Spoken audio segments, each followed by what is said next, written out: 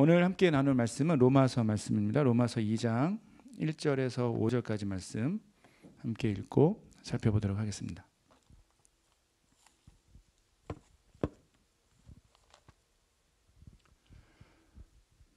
로마서 2장 1절에서 5절인데요. 길지 않으니까 우리 한 목소리로 읽도록 하겠습니다. 로마서 2장 1절에서 5절입니다. 시작. 그러므로 남을 판단하는 사람아, 누구를 막론하고 내가 핑계하지 못할 것은 남을 판단하는 것으로 내가 너를 정죄함이니 판단은 내가 같은 일을 행함이니라. 이런 일을 행하는 자에게 하나님의 심판이 진리대로 되는 줄 우리가 아노라.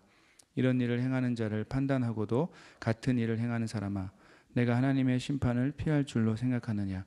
혹 내가 하나님의 인자하심이 너를 인도하여 회개하게 하심을 알지 못하여 그의 인자하심과 용납하심과 길이 참으심이 풍성함을 멸시하느냐? 다만 내 고집과 회개하지 아니한 마음을 따라 진노의 날, 곧 하나님의 의로우신 심판이 나타나는 그날에 임할 진노를 내게 쌓는도다. 아멘. 네, 감사합니다. 이 성령의 열매 시리즈를 지금 계속 하고 있죠.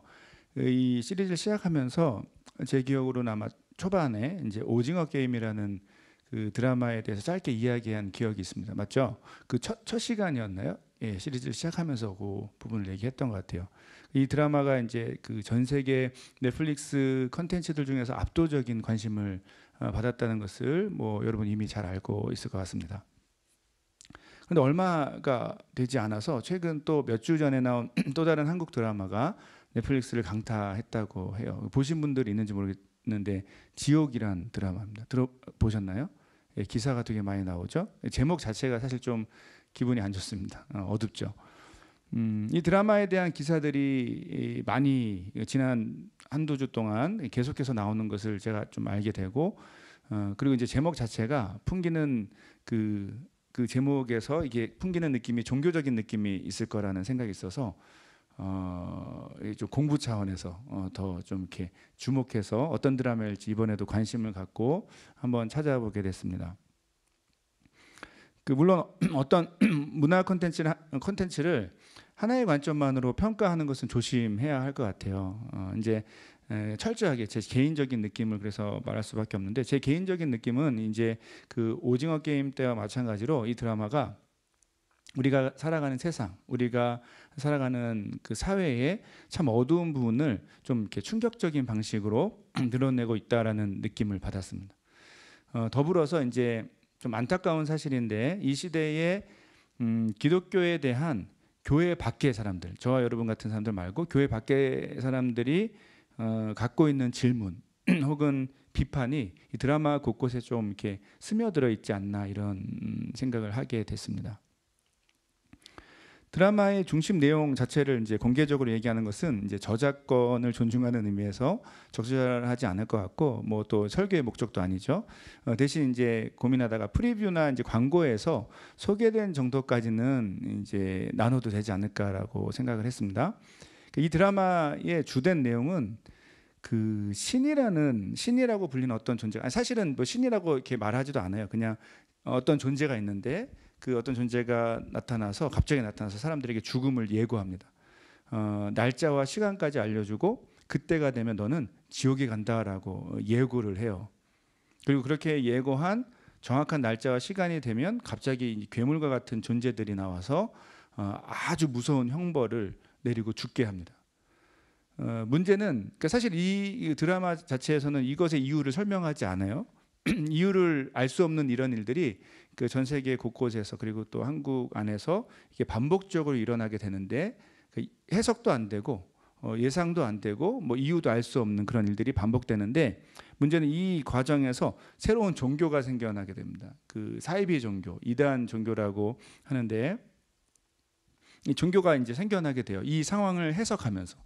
그 종교는 이 무서운 형벌이 어떤 한 사람에게 일어나는 이유가 그 사람의 죄 때문이라고 이제 해석을 합니다.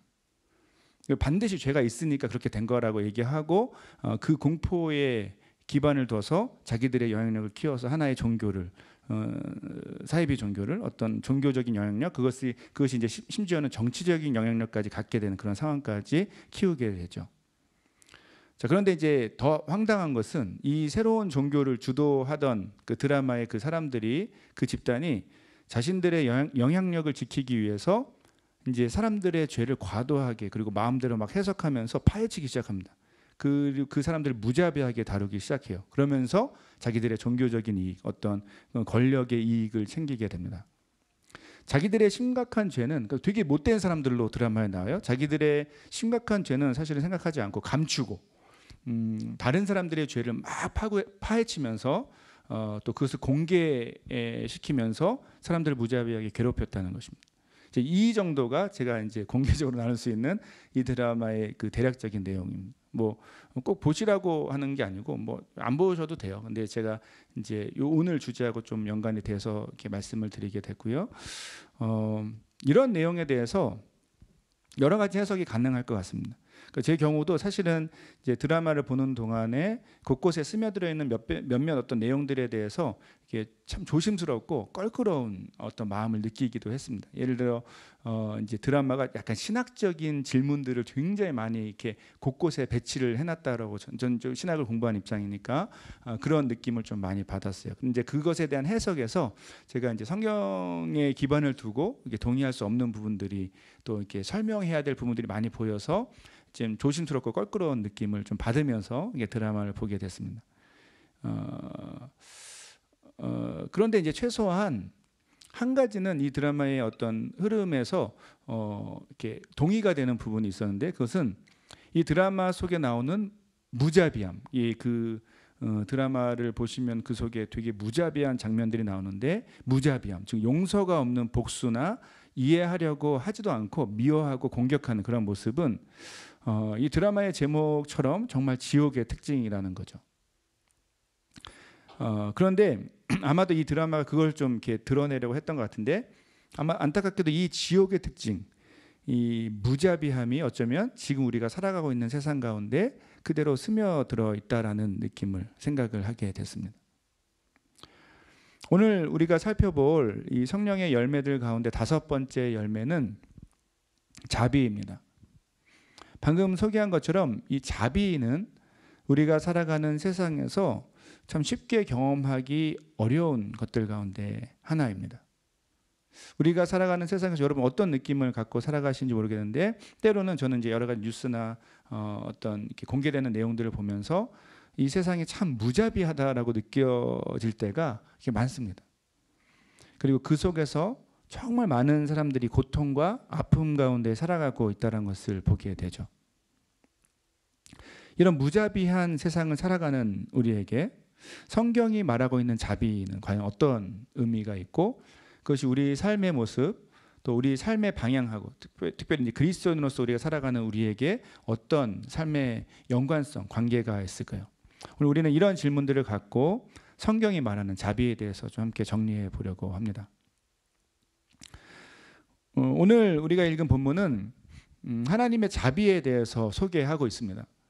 자, 이제 뭐 방금 한번 읽어가지고 여러분 이렇게 금방 느끼지 못하실 수도 있는데, 이렇게 말하면 이게 본문을 지금도 주의 깊게 읽은 분들 이런 질문을 할 수 있어요. 목사님, 본문에는 자비란 단어가 한 번도 안 나오는데요. 보세요, 자비란 단어는 안 나옵니다. 한글 성경으로 오늘 본문에는 자비란 단어가 안 나오죠. 하지만 4절에 2번이나 나오는 하나님의 인자하심이라는 표현은 자비로도 번역이 가능합니다. 그러니까 실제로 우리가 지금 하고 있는 그 시리즈, 성령의 열매 시리즈의 주제 구절이 뭔지 기억하시죠? 갈라디아서 5장 22절의 그 본문이 바로 우리가 전체적으로 묶어내는 성령의 9가지 열매가 우리 중심 구절인데, 거기에 나오는 자비하고 오늘 본문에서 4절에 나오는 인자하심이 헬라어로는 같은 어원을 갖고 있습니다. 자, 그런데 본문을 좀 더 주의 깊게 읽은 분들은 또 이런 생각을 한번 해볼 수 있습니다. 목사님, 본문이 하나님의 자비에 대해서 소개한다고 방금 말씀하셨는데, 사실 본문에는 좀 무서운 표현들이 더 많지 않나요? 오늘 본문에는 하나님의 심판에 대해서도 말하는데, 하나님의 자비와 심판은 서로 모순되는 혹은 반대되는 말이 아닐까요? 라고 질문하실 수도 있습니다. 이런 질문이 나오는 것은 굉장히 긍정적인 그 상황이라고 저는 생각해요. 여러분 좀 말씀을 깊이 있게 또 질문하면서 또 해답을 찾으면서 읽어 가신다는 증거니까요. 여러분 실제로 기독교 신앙에 대해서 많은 사람들이 질문하는 내용이 이 부분입니다. 좀 어려운 난제라고 하는데, 우리는 기독교 신앙이 하나님의 사랑, 자비, 은혜에 대해서 소개한다는 것을 이미 잘 알고 있습니다. 그것을 믿음으로 고백하죠. 그런데 그럼에도 불구하고 성경을 잘 보다 보면 성경에서 우리는 하나님의 무서운 모습들을 종종 보게 됩니다. 부인할 수 없죠. 대표적으로 구약에서 이스라엘 백성의 전쟁 장면이 있죠. 그리고 신약에서도 어떤 죄를 짓고 잘못을 하고 나서 바로 죽게 된 사람들이 나옵니다. 그 대표적인 게 아나니아, 삽비라 사건이 대표적인 케이스라고 볼 수 있습니다. 이런 이유 때문에 많은 사람이 때로는 혼란을 경험합니다. 하나님 정말 어떤 분입니까? 그분은 사랑과 용서의 하나님입니까? 아니면 벌을 내리는 무서운 분이십니까? 성경에 실제로 이 두 모습을 동시에 비추고 있기 때문에 우리는 때론 이 하나님의 사랑에 대해서 막 감격하는 때도 있지만, 또 동시에 우리를 벌하시고 심판하실 하나님은 두려워하게 됩니다. 문제는 이런 각자의 경험이 좀 다르기 때문에, 사람마다 다르기 때문에 우리는 때로 하나님에 대해 균형을 잃은 오해를 하기도 해요. 예를 들어 누군가가 성경에 나오는 하나님의 자비의 속성에 대해서만 거기에 대해서만 잘못 집중하게 되면 하나님은 그저 무기력한 하나님이 됩니다. 우리를 사랑해야 될 책임만 있는 존재가 돼요. 심지어 잘못을 해도 그냥 무조건 눈 감아줘야 하는 하나님, 혹은 마치 우리의 잘못을 아무 이유 없이 용서를 해야만 하는 그런 책임만 있는 하나님으로 실제로 하나님은 그런 이미지를 갖고 신앙생활을 하시는 분들을 쉽게 볼 수 있습니다. 요즘 세대에 많이 볼 수 있죠. 그 반대의 경우도 해당됩니다. 반대로 하나님의 심판의 무서운 속성에서만 대해서만 집중하게 되면 하나님은 그냥 부담스럽고 두려운 존재만이 됩니다. 하나님께 벌을 받지 않기 위해 조금의 실수도 하면 안 되고, 결과적으로 늘 죄책감에 사로잡혀 살아가는 사람들도 우리 교회 안에서 많이 볼 수 있죠. 마치 하나님에 대한 이미지가 그런 것입니다. 아까 얘기했던 지옥이란 드라마에 나온 어떤 존재처럼 그냥 막 이렇게 기다리고 있다가 어느 순간 우리가 하나의 잘못을 하면 막 내려와서 고통을 주는 하나님, 그런 어떤 이미지로 하나님을 볼 수도 있다는 것입니다.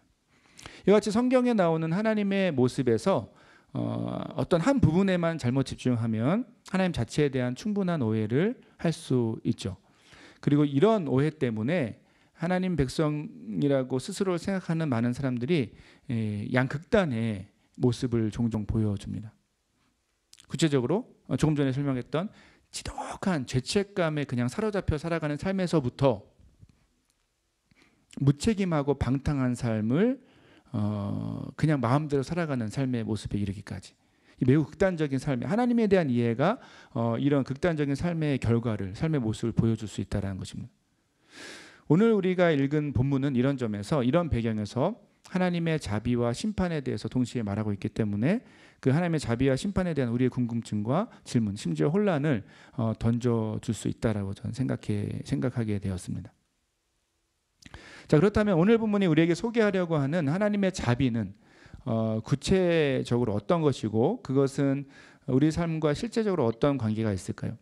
이 질문에 답을 하기 위해서 우리는 오늘 본문이 어떤 흐름 가운데 주어졌는지를 먼저 좀 이해해야 합니다. 오늘 우리가 읽은 본문은 한 중간 부분을 읽었는데, 실제로는 로마서 1장 18절부터 3장 20절까지 이어지는 긴 내용의 한 부분입니다.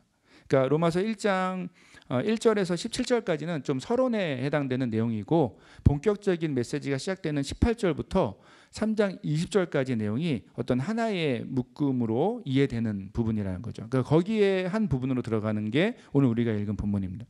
로마서는 어떤 책입니까? 로마서는 하나님께서 예수 그리스도 안에서 우리에게 허락하신 복음, 기쁜 소식을 선포하는 감격스러운 책입니다. 제가 늘 강조하는데, 여러분 만약에 마음을 먹고 기독교 신앙에 대해서, 어떤 교리에 대해서, 우리가 무엇을 믿고 있는지에 대해서 좀 깊이 있게 공부를 하겠다고 마음 먹으시면 가장 먼저 공부를 깊이 있게 공부해야 될 본문이 로마서 본문인데요. 사실 실제로 그 복음의 감격스러운 내용을 선포하는 정말 중요한 책입니다. 자, 그런데 이 복음을 제대로 이 복음의 의미를 설명하기 위해서 선포하기 전에 이 로마서의 가장 앞부분인 1장부터 3장에서는 실제로 이 복음이 필요한 이유를 먼저 설명하는 목적을 갖고 있습니다. 왜 우리에게 이 복음이 필요한가? 그게 1장부터 3장까지 내용이고 오늘 본문이 거기에 들어간다는 거죠. 그 메시지는 한마디로 이렇게 요약됩니다. 이 세상에 모든 사람이 하나님께 심각한 죄인, 근데 용서받을 수 없는 죄인이라는 사실이죠. 모든 사람. 자, 그런데 이 모든 사람을 설명하기 위해 사도 바울은 이 두 그룹의 사람들을 좀 구분해서 말합니다. 첫 번째 그룹은 이방인들이에요. 그리고 여기서 이방인들은 쉽게 말하면 유대인이 아닌 모든 사람을 가리킵니다. 또 다른 두 번째 그룹은 자연스럽게 유대인들을 가리키고 있죠. 예전에도 한번 설교 때 설명했던 것 같은데 성경에서 특히 신약에서 이방인들과 유대인들을 구분해서 함께 설명하는 장면이 자주 나오는데 이 구분법은 자연스럽게 세상에 존재하는 모든 사람을 결과적으로 포함하게 됩니다. 그러니까 성경이 어떤 레토릭이기도 한데 이방인들과 유대인들을 구분해서 말하지만 그 맥락은 항상 모든 사람을 대상으로 하는 메시지가 이 배경에서 선포되고 있죠. 자, 먼저 사도 바울은 로마서 1장 18절부터 32절까지 내용에서 첫 번째 그룹 이방인들의 죄에 대해서 고발합니다. 이제 내용이 기니까 우리 좀 뒷부분만 한번 읽을 텐데 로마서 1장 28절에서 32절을 한번 읽어볼까요? 로마서 1장 28절에서 32절 함께 읽겠습니다. 시작.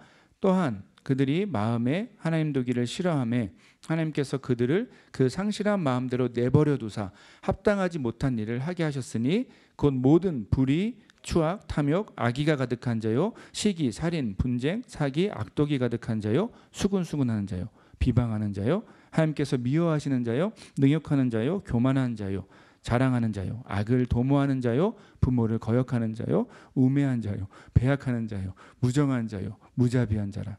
그들이 이 같은 일을 행하는 자는 사형에 해당한다고 하나님께서 정하심을 알고도 자기들만 행할 뿐 아니라 또한 그런 일을 행하는 자들을 옳다 하느니라. 숨차죠. 거의 랩을 하듯이 이 쫙 죄의 리스트를 얘기하고 있습니다. 사도 바울은 지금 죄의 리스트를 쭉 말하고 있는데 이제 이게 어떤 의미가 있을까요? 이 리스트는 실제로 여러분 모든 인간이 살면서 어떻게든지 다 걸리는 죄의 행동들 아닌가요? 과연 사람들 중에 이 인류 역사 가운데 있었던 어떤 사람들 중에서 예수 그리스도를 제외하고 방금 이 죄의 리스트에서 자유로운 사람이 한 사람이라도 있겠습니까? 어떤 죄는 뭐 해당 안 될 수도 있어요. 하지만 이 리스트에는 또 다른 죄는 반드시 걸리게 되었습니다. 어떤 죄는 지금 안 질 수도 있지만 옛날에 죄였을 수도 있습니다. 분명한 내용은 이 본문의 주된 목적은 이 죄의 리스트에서 자유로운 사람은 한 사람도 없다라는 것입니다. 그렇다면 이 사도 바울이 말한 두 번째 그룹 유대인들은 또 어땠을까요? 이 유대인들의 문제는 오늘 우리가 읽은 오늘 본문의 1절에 나오는데 좀 더 쉬운 이해를 위해서 표준 세번역 성경으로 한번 읽어보겠습니다. 시작. 그러므로 남을 심판하는 사람은 그가 누구이든지 죄가 없다고 변명할 수 없습니다. 남을 심판하면서 똑같은 일을 하고 있으니 결국 남을 심판하는 것은 바로 자기 스스로를 정죄하는 것입니다. 이게 무슨 말인가요? 지금 사도 바울은 유대인들은 뭐 하나님을 인정한다라고는 하지만 사실 유대인들 역시 조금 전에 이방인들의 죄의 그 리스트에서 자유롭지 못하다는 말이죠. 특별히 유대인들이 이방인들을 죄인이라고 손가락질하고 살아가지만 결국 유대인들도 똑같은 죄를 짓고 있다라는 말입니다. 좀 더 정확히 말하면 똑같은 죄를 짓고 있으면서도 자기들은 아닌 척하며 사람들을 판단하고 정죄하고 있다는 뜻입니다. 결국 이 두 그룹의 사람들의 실제 모습을 고발하면서 사도 바울은 이런 결론을 내리는데요. 함께 로마서 3장 9절과 10절을 표준 세번역 성경으로 읽겠습니다. 준비 시작. 그러면 어떻습니까? 우리 유대 사람에게 더 나은 것이 있습니까? 전혀 없습니다. 유대 사람이나 그리스 사람이나 다 같이 죄 아래에 있음을 우리가 이미 지적하였습니다. 성경에 이렇게 기록되어 있습니다. 의는 없다. 한 사람도 없다. 오늘 본문에서 사도 바울이 말하고 있는 하나님의 인자하심, 하나님의 자비는 사실 이런 배경 가운데 선포된 내용입니다. 자신을 창조하신 하나님을 무시하면서 그분이 없다라고 말합니다. 그리고 하나님이 싫어하시는 그분이 원하지 않는 모든 악한 일들을 마음대로 하며 살아가는 것이 인간들의 모습입니다. 이방인들과 유대인들, 세상의 모든 사람이 그렇게 살고 있다는 것이죠. 너무 뭔가요? 저와 여러분이 그렇게 살아왔다는 것입니다. 자, 그런데 성경은 이런 인간들을 향한 하나님의 분노와 그들을 향한 즉각적인 그 즉시의 형벌이 원래는 당연했다라는 것을 전제합니다.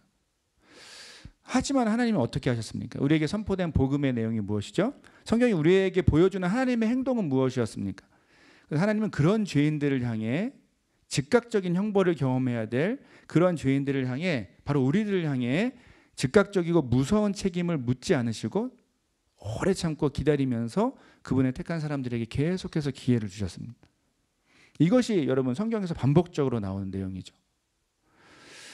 따라서 여러분 성경을 좀 주의 깊게 읽으면 물론 고민되고 또 질문되는 부분도 있긴 하지만 전체 흐름에서 우리가 좀 이렇게 분명하게 받아들이고 인정해야 될 성경의 어떤 흐름이 있습니다. 그것은 자신을 향한 무시와 저주, 반항, 그리고 수많은 악을 행하는 인간들을 향해 하나님의 분노는 지극히 당연하다라는 것이 성경의 논리예요. 배경이에요. 그런데 그런 인간들에게 즉각적으로 보복과 형벌을 내리지 않으시고 오래 참고 기다리시면서 용서하시는 하나님이 여러분 성경에는 압도적으로 많이 나옵니다. 여러분 이것이 바로 성경이 반복해서 보여주는 하나님의 인자하심, 하나님의 자비의 모습이죠. 자, 그런데 한 발짝 더 나아가야 됩니다. 그 하나님의 인자하심, 그분의 자비의 클라이맥스에 뭐가 있었습니까? 그것이 바로 우리를 대신하신 예수 그리스도의 십자가, 그리고 그것을 근거로 우리에게 책임을 묻지 않기로 하신 하나님의 사랑, 용서하시는 그분의 사랑이 있었죠. 예수 그리스도를 말 그대로 찢어 죽이시면서 우리에게 책임을 면하게 하신 그 사랑이 성경의 핵심적인 내용입니다. 이 사랑을 근거로 우리에게 아주 당연했던 영원한 형벌과 즉각적인 형벌, 그리고 고통, 죄에 대한 책임을 묻지 않으신 것이 성경이 보여주는 하나님의 인자하심, 그분의 자비입니다. 여러분 조금 전의 질문으로 돌아가 볼까요? 성경이 하나님의 심판과 자비 이 두 가지 서로 좀 어떻게 보면 반대되어 보이는 내용을 동시에 말하기 때문에 우리는 자주 하나님에 대해서 혼란을 경험하기도 합니다. 하지만 성경의 전체적인 흐름이 어떻게 흘러가고 있는지를 잘 살펴보고 또 성경에 압도적으로 많이 나오는 장면들이 어떤 내용들인지를 주의 깊게 살펴보면 우리의 결론, 또 성경의 메시지는 아주 분명합니다. 그것은 우리의 심각한 죄와 하나님을 향한 반항에도 불구하고, 그분을 향해서 주먹질을 하는 우리의 연약한 모습에도 불구하고 마치 알면서 속는 것처럼 느껴질 정도로 끊임없이 용서하시고 회복하시는 하나님의 인자하심, 자비가 성경의 핵심, 중심 메시지입니다. 여러분, 사실 우리는 하나님의 자비를 굉장히 당연하게 받아들이면서 살아왔습니다. 그리고 하나님의 심판에 대해서는 되게 억울하게 생각하고 당연하지 않다라고 생각하는 모습이 있었죠. 하지만 여러분 정신을 한번 제대로 차려서 정말 인격적으로 한번 우리의 삶을 돌아보면서 돌아와 볼까요? 여러분 정확히 말하면 하나님의 심판이 당연한 것이고 하나님의 자비가 당연하지 않은 것이었습니다. 다시 설명할까요? 하나님의 심판이 당연한 것이고 하나님의 자비는 전혀 당연하지 않은 것이라는 사실이죠. 그 이유는 분명합니다. 하나님이 정말 온 세상을 만드신 주인이시고 그분이 살아계시다면 그분을 향해 손가락질하고 그분의 뜻에 순종하지 않는 그 삶을 사는 것에 대한 대가는 영원한 형벌과 죽음밖에 없다라는 것이죠.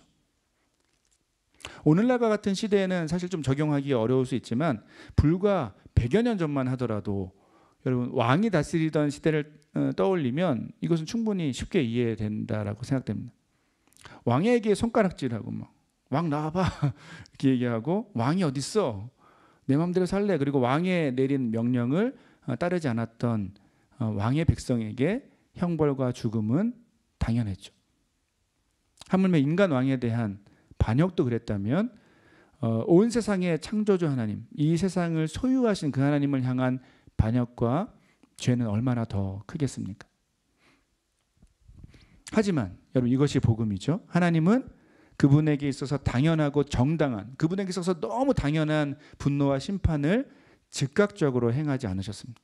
그분은 오래 참으시고 더 나아가 엄청난 대가를 예수 그리스도를 찢어 죽이시면서까지 우리에게 자비, 용서하시는 은혜를 베푸셨습니다. 이런 이유에서 성경은 이 자비를 경험한 사람은 당연하게 자비를 베푸는 삶을 살도록 요구하고 있는 것입니다. 이 사실을 생각하면 성령의 열매로서 여러분, 자비는 항상 하나님의 자비에 대한 경험을 바탕으로 우리에게 선포되는 내용입니다. 쉽게 말해 너희가 하나님의 자비를 경험해 왔고 지금도 경험하고 있기 때문에 자비로운 삶을 베풀면서 살아가야 한다라는 뜻이죠. 이 마태복음 18장에서 볼 수 있는 예수님의 비유가 이런 삶의 방향을 강조하고 있습니다. 그 예수님은 마태복음 18장 22절에서 용서에 대해서 질문하는 베드로에게 7번뿐 아니라 7번을 70번까지도 하라 하고 말씀하십니다. 그러면서 이제 어떤 빚진 자의 이야기를 해주시죠. 우리가 잘 아는 내용입니다. 10,000달란트 빚진 사람을 어떤 임금이 그 빚을 탕감, 빚을 받지 않기로 했는데 그 사람이 자기에게 100데나리온을 빚진 사람을 고발하고 옥에 가뒀다라는 것입니다. 이 소식을 듣게 된 임금이 이 사람을 용서하지 않고 똑같이 옥에 가뒀다라는 비유이죠. 여러분, 성령의 열매로서 우리가 소유하게 되는 성령의 열매로서의 자비는 바로 이와 같은 성경의 논리를 배경으로 하고 있습니다. 그냥 다른 사람들에게 선을 베풀어서 좋은 사회를 만들어 보자라는 것이 성경이 말하는 자비가 아닙니다. 성경은 그보다 훨씬 더 복잡하고 심각한 이 세상의 상태, 우리의 상태를 배경으로 하나님의 자비에 대해서 설명하고 있습니다. 그 자비의 핵심은 도저히 용서받을 수 없는 죄에 대한 하나님의 피 흘리는 사랑이 있고, 그 사랑을 우리가 경험했다라면 그것에 대한 반응은 그 사랑의 빚진 자로서 살아가야 한다라는 뜻이죠. 사랑하는 여러분, 설교 처음에 나왔던 지옥이라는 드라마로 다시 한번 돌아가 보겠습니다. 그 드라마에서 보여주는 어떤 그런 사건들처럼 여러분, 만약 우리가 이제까지 살아오면서 또 지금 살아가면서 하나님 앞에서 그분을 무시하고 반항하며 죄를 짓는 모든 것, 그렇게 죄를 지었던 모든 것, 그 하나하나의 죄에 대한 정확한 책임을 져야 한다면, 우리가 져야 한다면 우리 삶은 분명 지옥이 될 것입니다. 그것이 지옥의 속성이죠. 또한 우리가 하나님께 그렇게 잘못해 놓고서도 자신의 잘못은 생각하지 않고 우리의 상태는 생각하지 않고 여전히 다른 사람들을 미워하고 공격한다면 여러분, 우리가 살아가는 세상 자체는 지옥과 같을 것입니다. 하지만 하나님이 하신 일이 무엇입니까? 이 예수 그리스도 안에서 하나님은 그 심각한 이 책임을 지게 하는 그 사이클을 하나님께서 먼저 끊으셨습니다. 예수 그리스도의 십자가라는 대가를 치르면서 세상이 이해하지 못할 그 회복의 길을 여신 거죠. 이 길을 통해서 우리의 삶의 공간에서 하나님과 천국을 누리는 삶을 우리에게 허락하셨습니다. 그리고 이 천국을 누리는 하나님 백성은 이 무자비한 지옥과 같은 세상에 자비의 은혜가 흘러가도록 만드는 그런 통로가 될 수 있다는 것을 여러분 기억하셔야 됩니다. 여러분, 이런 점에서 부탁하는 것은 여러분, 이 지옥과 같은 세상에서 자비로운 성령의 열매를 맺고 그 은혜를 좀 제발 세상에 흘려보내는 우리 모두가 되길 바랍니다. 요즘 세상은 참 분노가 가득한 세상 같아요. 어디서 제가 제일 많이 그런 걸 실제로 느끼냐면 인터넷 공간입니다. 인터넷 한번 들어가 보시죠. 누군가가 비난을 받을 일이나 실수가 공개되면 사회적으로 매장을 당하는 수준으로 거의 회복이 불가능할 정도로 무자비한 인터넷 폭력을 당합니다.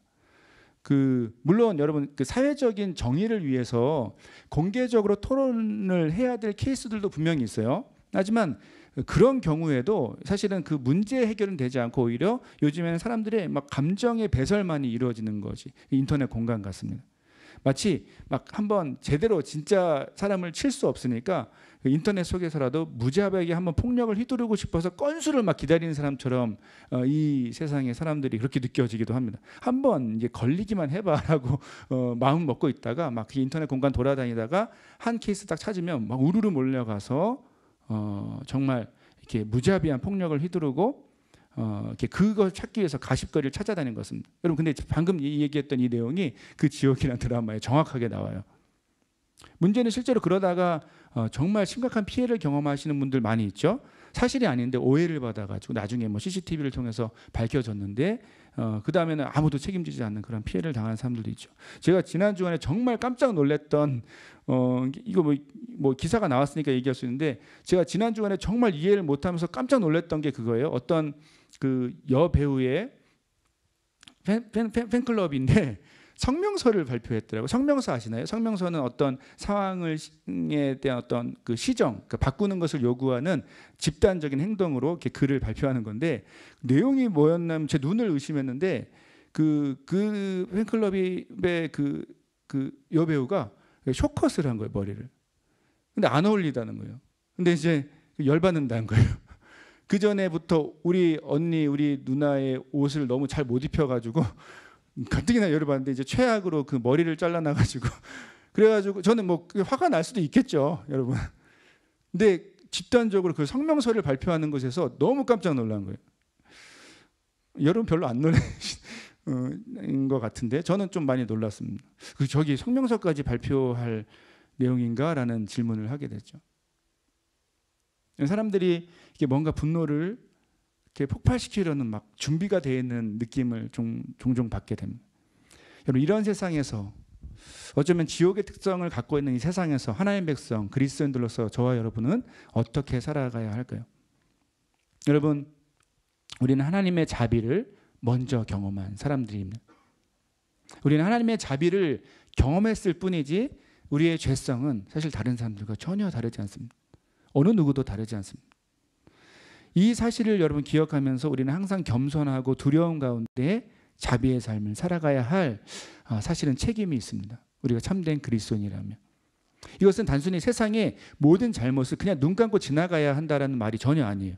하나님의 공의를 위해서 우리는 최선을 다해서 애쓰고 하나님의 정의가 이 땅 가운데 회복되길 위해서 우리 삶을 드려야 합니다. 하지만 그 노력과 다른 의미에서 우리 삶의 분명한 방향은 한 영혼에 대한 자비입니다. 불쌍하게 여기는 마음이죠. 이 자비의 삶을 우리가 온전하게 살기 위해서 우리는 우리를 향한 하나님의 자비를 날마다 새롭게 또 온전히 깨닫고 그 은혜 가운데 살아가야 합니다. 그게 사실 우리의 힘과 능력입니다. 참 부끄러운 고백이지만 제 삶을 돌아볼 때도 이게 정말 사실이라는 것을 오늘 이번에 설교를 준비하면서도 느끼게 돼요. 저도 삶에서 제 마음을 돌아보고 삶을 돌아보니까 제가 생각보다 참 화가 많은 사람이라는 것을 자주 느끼게 됩니다. 그 사람들에 대한 판단 그리고 상황에 대한 비판이 마치 본능처럼 준비된 기술처럼 순간순간 튀어나오는 사람이라는 것을 제가 나이가 들어가면서 점점 더 느끼게 돼요. 그리고 제가 이렇게 살면서 기준도 많아지고 그 기준에 대한 제 스스로의 확신도 점점 깊어지는 것을 느끼면서 이렇게 조심해야 되겠다는 생각을 자주 하게 됩니다. 특히 운전을 하다가 그런 경우가 많습니다. 저희 아내만 알고 있습니다. 우리 애들도 아나? 애들한테 티 안 나겠는데. 그런데 이런 제 성향이 그나마 가라앉을 수 있는 때가 있어요. 그때는 바로 하나님과의 관계, 그분 안에서 제 모습을 제대로 볼 수 있을 때, 그때입니다. 다른 때는 잘 제어가 되지 않아요. 제대로 제 연약함과 제 안에 있는 죄성을 하나님 안에서 말씀 가운데 비춰볼 때입니다. 하나님 앞에서 제 자신을 제대로 비춰보면 저는 다른 사람들을 그저 그냥 비판하고 정죄하는 것을 즐기는 삶이 절대 불가능하다는 것을 금방 깨닫게 됩니다. 이 경험이 바로 저를 온전하게 만드는 길이라는 것을 이 믿음의 길 위에서 계속해서 배우고 있습니다. 사랑하는 여러분, 혹시 지금 현재 어떤 누군가에 대해서 참 용서하기 힘들고 자비를 베풀기 어려운 마음을 품고 살아가고 계시는 분들은 없습니까? 아니면 이제까지 살면서 사람들에게 너무 많이 실망하고 좌절해서 이 사람들에 대한 거부감과 두려움 때문에 이 관계의 풍성함을 포기하고 그냥 외로움 가운데 관계의 어려움을 또 경험하고 살아가는 분들은 없습니까? 무엇보다 하나님이 어떤 분인지 제대로 이해하고 경험하지 못해서 늘 하나님을 무섭고 두려운 존재로 저 멀리 있는 무자비한 신으로 느끼는 분이 혹시 이 자리에 계시진 않습니까? 바라기는 그런 오해와 실패, 좌절과 절망을 이 시간에 이 성경의 약속을 근거로 그 약속 가운데 내려놓는 저와 여러분이 되길 간절히 소원합니다. 사랑하는 여러분, 하나님이 우리에게 먼저 허락하신 자비의 본질을 기억하고 마음에 새기십시오. 하나님은 우리의 심각한 죄와 그분을 향한 반역에도 불구하고 예수 그리스도의 십자가의 대속이라는 그 이해할 수 없는 자비를 보여주신 분이십니다. 그 하나님의 자비를 믿음으로 받아들인다면 그때 우리에게 소망이 있습니다.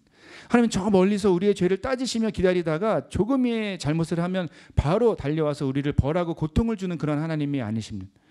이 하나님의 자비를 제대로 이해할 때 그때 여러분 우리는 참된 자유를 경험하는 동시에 오히려 하나님의 뜻에 제대로 순종할 수 있는 힘과 용기, 그분을 향한 사랑에 근거한 그 순종의 삶을 살아갈 수 있게 되는 것이죠. 사랑하는 여러분, 이 사랑의 근거에서 또한 가능한 최선을 다해 우리 삶 속에서 자비의 열매를 맺는 저와 여러분이 되길 간절히 소원합니다. 누군가가 막 미워지고 싫을 때, 그냥 이유 없이 싫을 때, 또 무자비하게 복수하고 괴롭히고 싶을 때, 여러분 그때 우리가 하나님께 먼저 받은 자비를 믿음으로 기억해 내시길 부탁드립니다. 그 하나님의 자비를 기억하며 가능한 우리 안에 그 부드러운 마음으로 다른 이들을 사랑하고 섬기는 그런 놀라운 삶, 감동적인 삶을 좀 세상과 다른 삶을 살아가시기를 부탁드립니다. 그런 믿음의 삶을 우리가 살아간다면 우리 각자의 삶의 자리에서 놀라운 자비가 은혜가 그 강물처럼 흘러가게 될 것입니다. 우리의 삶을 통해 무자비한 세상 가운데서 고통당하고 울고 있는 그 한 영혼이 참된 회복을 경험하게 될 것입니다. 말씀을 붙들고 이 특별한 삶을 마음껏 기대하는 저 여러분이 되길 간절히 소원합니다. 말씀을 맺겠습니다. 사랑하는 여러분, 자비는 성령의 열매입니다. 우리는 하나님의 자비를 먼저 경험했고 그 자비 때문에 자비로운 삶을 살아야 할 의무와 책임이 있습니다. 이 진리를 붙들고 믿음으로 살아갈 때 그때 우리 삶은 이 무자비한 지옥과 같은 세상에서 천국을 누리게 하는 통로가 될 것입니다. 바라기는 이 자비의 은혜 가운데 살아가며 세상 가운데 자비의 능력을 드러내는, 하나님의 자비를 드러내는 저와 여러분 우리 모두가 되길 간절히 소원합니다. 함께 찬양하고 기도하겠습니다.